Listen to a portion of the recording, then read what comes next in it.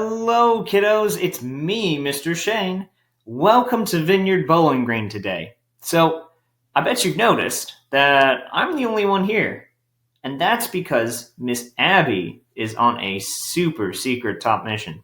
She is actually going to be a part of the first manned mission to Mars. Now, she's doing some training right now. And the next time you see her, you might be tempted to ask her, how's that training going? And she might act very confused. And that's because she has to pretend like she doesn't know anything because it's super top secret classified information. All right? But in the meantime, you're just stuck with me today. And I hope that's okay. So I have prepared a story for you today that I think is very meaningful. And I hope that you find it encouraging and empowering for you today, for you and your families. So we can go ahead and get started. So today, we are going to be talking about a man whose name was Habakkuk. Now, Habakkuk was a minor prophet from the Old Testament. So he was this guy who was a man of God, and everyone kind of knew it. But we're going to talk about an interesting conversation that Habakkuk had with God. So Habakkuk was not very happy with what was going on in the world at his time when he was alive. So Habakkuk cries out to God, God, where are you? Why aren't you moving? So it felt like Habakkuk was trying to look for God. But no matter how hard he looked, no matter where he was, he couldn't hear, he couldn't see, he couldn't feel God's presence. He thought he lived in a very wicked time. So it's like he was searching for Waldo in those Where's Waldo books, but he couldn't find him. And that was really frustrating for him. But when we cry out to God, God will always answer us. So God replies to Habakkuk, I am doing something. In fact, it's something so crazy, you're not going to believe it. Even though I'm telling you right now, you're not going to believe it at first. So God continues to say, I'm going to use something that you think is evil for good. So God tells Habakkuk that he's going to let the Babylon army overtake Judah.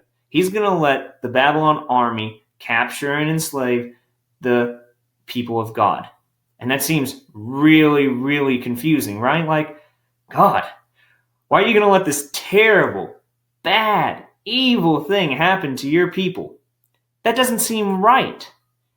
And so Habakkuk is really, really confused. He doesn't understand why God is saying that something so terrible is going to happen.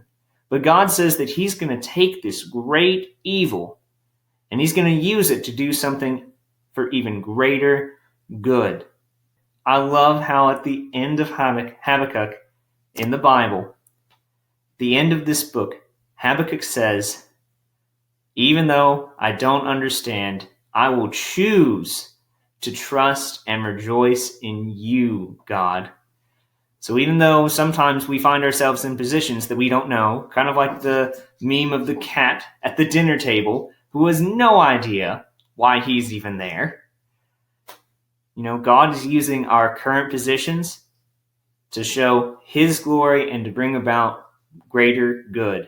And I'm going to read to you that last part because I just think it's so powerful. So let's read it through together. And Habakkuk says, even though the fig trees have no blossoms and there are no grapes on the vines, even though the olive crop fails and the fields lie empty and barren, even though the flocks die in the fields and the cattle barns are empty, I will rejoice in the Lord. I will be joyful in the God of my salvation. So what Habakkuk is saying here is that even though I can't see, I can't hear, I can't feel your goodness, God, in this moment, in this very evil moment, I will choose to be joyful. I will choose to rejoice in what you have said because we know that you'll do what you say. So kids, I hope that you're encouraged by this. I hope you know that you can rejoice in the Lord even when He feels far away, when you feel like He's not doing anything, when you feel a lack of God's presence. I hope you know now that, like, even though we might not feel it, God's still there. He's always there. He's always working. You just might not see it yet. So I know that Abby and I are both praying for you all, that you and your families have the encouragement that you all need to get through these times, and that we hope that you all are continuing to grow and continuing to learn. And we just love seeing you all, and we want to continue watching this.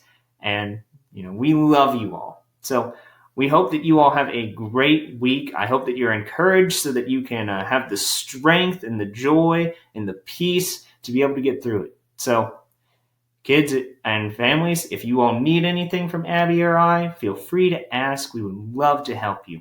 So on another note, we will have a kids call this week. It might not be on Tuesday, though, so make sure you read that email carefully. I think we said that it was going to be on Wednesday this week.